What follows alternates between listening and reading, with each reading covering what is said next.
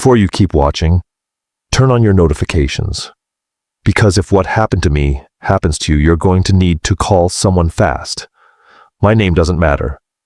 What matters is that my family and I lived in the house for exactly 47 days, and by the 48th day, none of us believed the world. Outside that house was the same one we grew up in. Here's what happened. I'll call myself Mike just for privacy.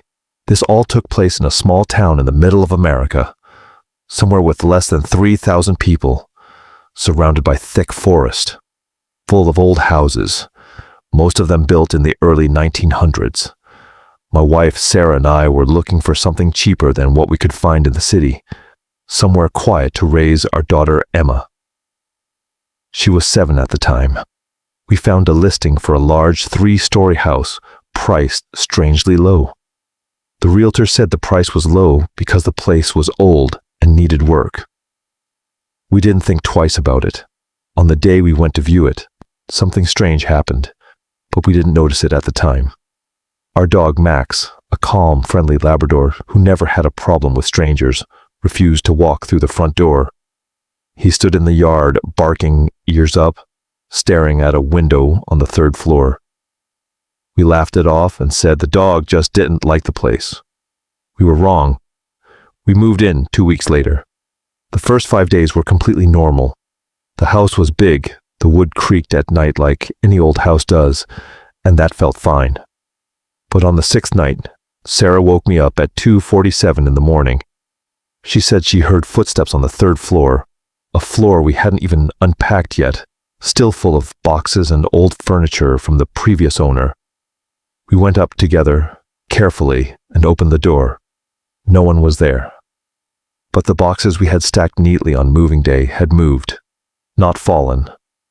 Moved, like someone had carried them from one spot to another. Sarah said something that stuck with me. She said the box used to be by the window, and now it was blocking the door, like something was trying to stop us from getting in, or stop something from getting out. We laughed, a forced kind of laugh, and went back to bed, but neither of us actually slept the rest of that night. After that, I decided to look into the house's history. I went to the town's small library and asked the librarian, someone who had lived there for decades. He told me the house was known in town, though people didn't talk about it much. In 1962, a family lived there, a father, a mother, and a young daughter about Emma's age. One day, the father disappeared without explanation. Police searched the house and the surrounding woods and found nothing. 2 months later, the mother reported hearing the father's voice coming from inside the walls at night, repeating the same sentence over and over. I asked the librarian what he was saying. He said nobody really knew for sure. The mother was moved to a psychiatric hospital 2 weeks later, and no one could make sense of what she was saying.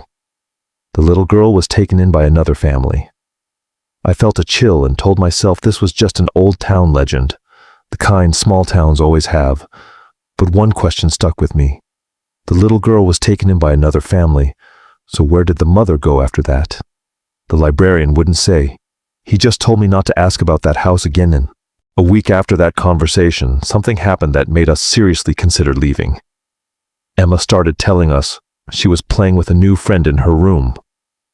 We asked his name. She said she didn't know, but that he told her she was pretty and wanted to play hide and seek until Daddy came. At first we assumed it was a normal imaginary friend. Kids do that all the time. But one night, Sarah went into Emma's room to check on her and found her standing in front of the mirror, talking quietly to herself.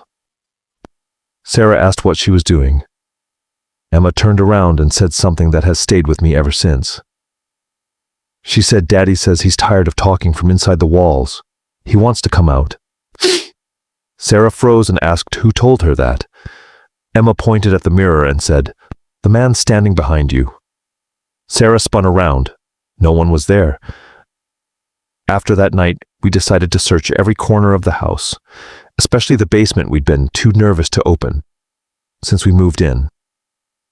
I went down alone with a flashlight while Sarah stayed upstairs with Emma behind a locked door. The basement was dusty and full of cobwebs, ordinary enough for an old house. But in the far corner, I found something strange.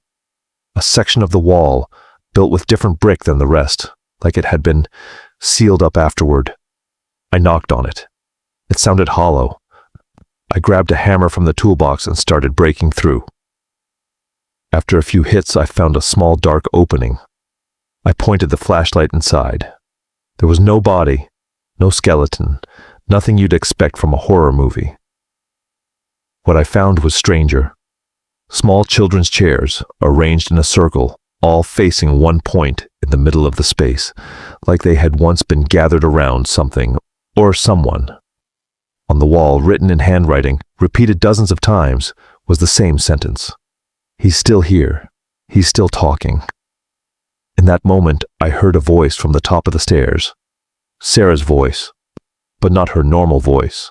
Low, slow, completely different. "Mike, come up here right now."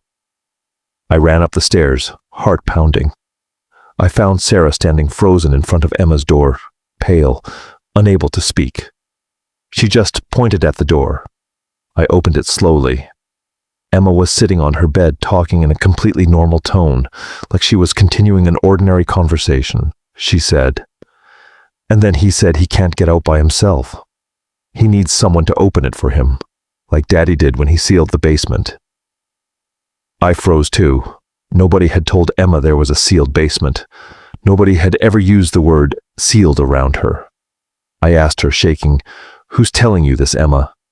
She looked at me with a calm smile, calm in a way that felt wrong, and said, "My new daddy. He said he'll be my real daddy once we help him get out." At that exact moment, the lights in the room shut off completely. In the darkness, we heard slow knocking coming from beneath us, from the basement, matching the rhythm of my own heartbeat. Knock, knock, knock. And a low whisper, coming from every wall in the house at once. "Open the door. Open the door. Open the door." The lights came back on a few seconds later, though it felt like it had been minutes. I grabbed Emma and Sarah and we ran down the stairs and out of the house without taking anything, not even stopping for the dog, who chased after us on his own. We didn't stay in a hotel in that town either. In the morning, we called the realtor to cancel the contract. What he told us froze us all over again. He said he was sorry, but cancellation wasn't possible, because the contract was never actually registered under our names to begin with. There was no official record that the house had been sold to anyone since 1962. I asked him, but we signed a real contract. We paid money. He said he had no answer for that. We left town that same day and never went back. Emma, even now, a full year later, still sometimes talks in her sleep, in words that don't make sense, in a voice that isn't hers. And whenever we ask her about it, she gives us the same answer every time. He said he'll wait for us. He won't be alone for too long. We don't know what was inside that basement. We don't know who was talking to our daughter. But we know we weren't the only ones who called that realtor. We found reviews online from 2 other families who tried to buy the same house, and each of them left within less than 2 months. If anyone understands what this is, or if something similar has happened to you, please tell us in the comments. We're still waiting for an answer. If you're watching this alone, in the dark, with headphones on, I need you to pause right now and turn on a light. I'm not saying that to build suspense. I'm saying it because everything you're about to hear is taken directly from 23 hours of audio recordings my brother left behind before he disappeared. And I promise you, by the end of this video, you'll understand why I can't listen to silence anymore without checking over my shoulder. My name is Daniel. This is the story of my younger brother, Chris, and the abandoned research station he wasn't supposed to go near. Chris was 26, a sound engineer obsessed with what people online call urban exploration, going into abandoned buildings and recording the ambient noise, the echoes, the decay. He had a channel with a small but loyal audience who loved his work. 6 months ago, he told me about a place called the Blackwood Weather Station. an old government research facility built in the 1950s in a heavily wooded mountainous region up north. Officially, it was decommissioned in 1981 due to budget cuts. Unofficially, according to a handful of old forum posts Chris had found, 3 researchers went missing from that station in the final winter before it closed, and their disappearance was quietly folded into the official story of the shutdown. Nobody talks about it. There's no local news archive that even mentions their names. Chris found that irresistible. He drove up there alone on a Friday afternoon in October, planning to camp nearby and spend 2 full days recording inside the station. He texted me a photo of the entrance, a squat concrete building half swallowed by pine trees, with a caption that just said, "This place feels wrong already. Love it." That was the last message I ever got from him. When he didn't respond for 4 days, I drove up myself. I found his car still parked at the trailhead, untouched, keys still in the ignition, phone dead in the cup holder.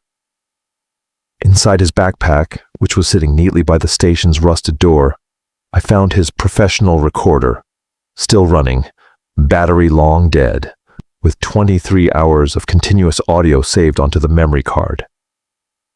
The police searched the surrounding forest for 2 weeks and found nothing.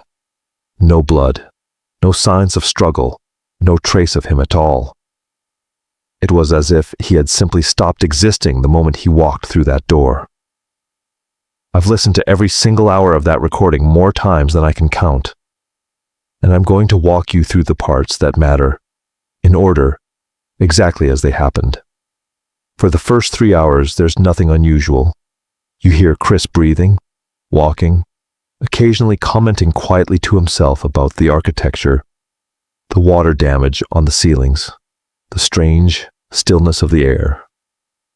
Around hour 3, he enters what he calls, on the recording, the observation deck, a large room with broken windows facing the forest.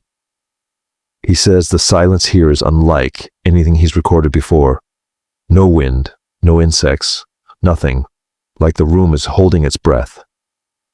He sits down to record 30 minutes of what he calls pure ambient silence for his channel. At the 18-minute mark of that silence, something enters the recording that shouldn't be there. A single low knock from somewhere inside the room. Chris pauses, laughs nervously, and says out loud, "Okay, that's a good start." He assumes it's the building settling. 4 minutes later, the knock happens again, except this time there are 3 of them, evenly spaced, deliberate, and Chris's breathing changes on the tape. He says quietly, "That didn't sound like the building."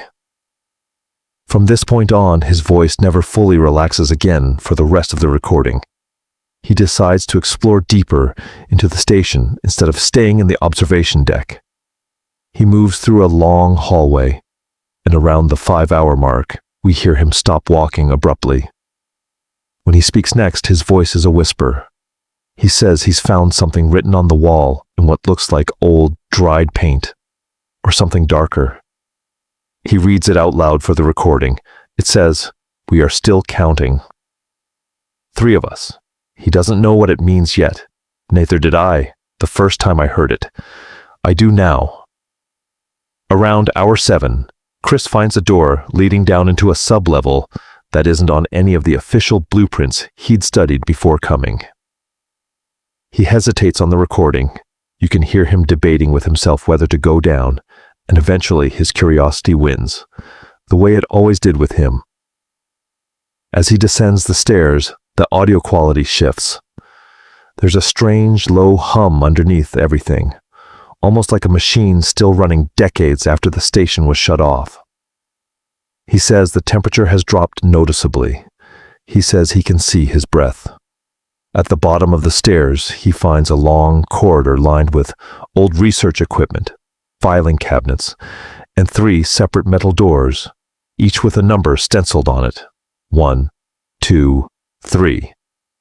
He opens door number 1 first. Empty room, old bed frame, nothing else. He opens door number 2. Same thing. Empty, decayed, unremarkable. When he reaches door number 3, the recording captures something that still makes my hands shake when I hear it. The door is already slightly open, just a crack, even though the first 2 were sealed shut and rusted in place. Chris says quietly, this one wasn't locked like the others.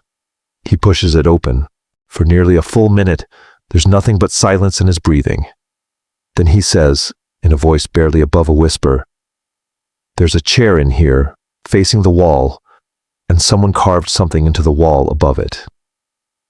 He reads it out loud. It says, "The third one always comes back to check on us. Please don't let the door close." Chris's voice cracks slightly as he reads it, and he says, "Okay, that's enough for tonight. I'm heading back up." This is where the recording takes its first true turn. As he starts walking back toward the stairs, we hear a 4th door, one that was never mentioned before, creak open somewhere behind him. Chris stops walking. He says, "Wait, that door was closed."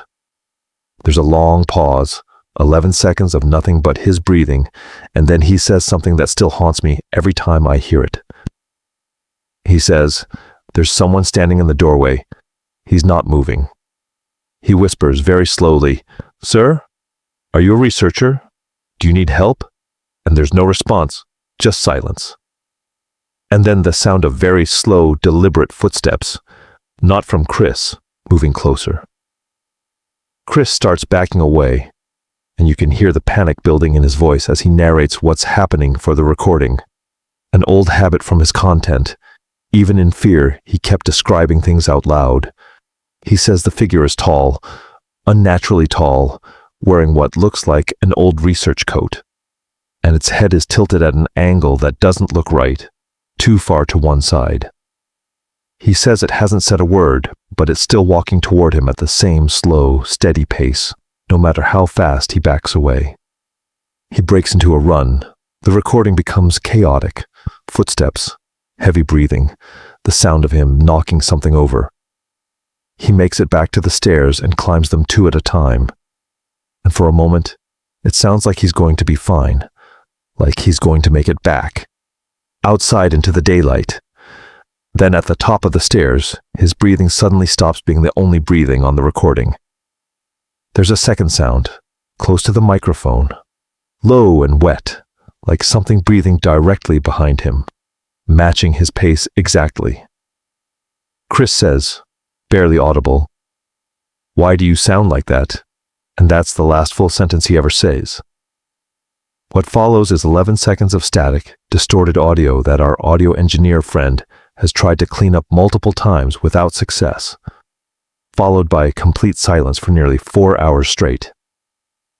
When the recording resumes, it's not Chris's voice anymore. It's mine, actually, though I've never once said the words on that tape. It's a voice using my exact tone, my exact way of speaking, calling out Chris's name over and over, softly, from somewhere deep inside the station, for nearly 45 minutes, until the recorder's battery finally dies. I need you to understand what that means. Someone, or something, inside that building, learned to imitate my voice using nothing but a handful of old family videos Chris had once shown people on a live stream months earlier. Something down there had been listening long before that day. After I gave this recording to the police, they searched the sublevel and confirmed there were indeed 3 metal doors exactly as described, though the 4th door Chris mentioned does not appear anywhere in the building's structure. No frame, no hinges, no evidence it ever existed. They found no sign of Chris anywhere in the building.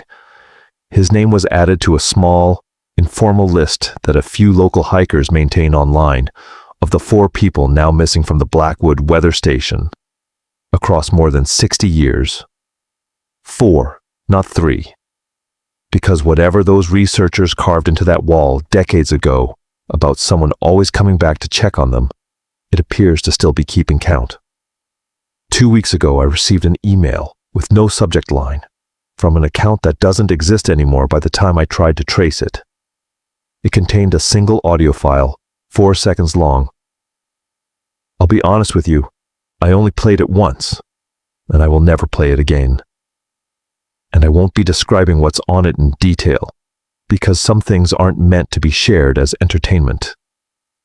What I will tell you is that the voice on that file said my name correctly, and then it said one more sentence. 5 words that I now hear every single night right before I fall asleep, whether I want to or not. If anyone watching this has ever heard of the Blackwood Weather Station, if you've camped near that mountain, if you've seen anything strange in those woods, please message me directly, not in the comments. I need to know if my brother is the third one now, or if he's still waiting somewhere down there to become the fourth.